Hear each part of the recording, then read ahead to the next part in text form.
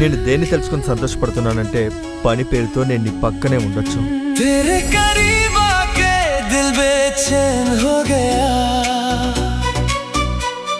ఈయన మిస్టర్ మిత్తల్ నా క్లయింట్. ఆయన్ని డిన్నర్ కి నేను ఇన్వైట్ చేశాను.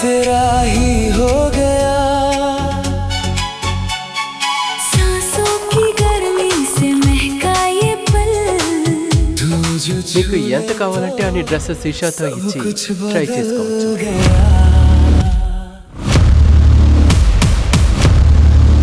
బాగానే పని మనిషిలాగా నటించి ఏమార్చాలని చూస్తున్నావు.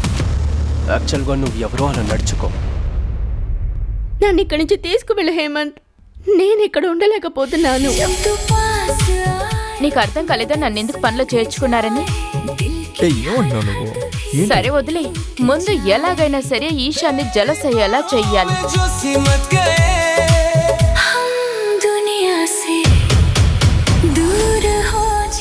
నేను నిన్నెందుకు ముందు ఎక్కడో చూశాను. త్వరగా ఏదో ఒకటి చేసి తీరాలి, లేదంటే ఏదో ఒక రోజు ఈశాకి నా గురించి తెలిసిపోతుంది.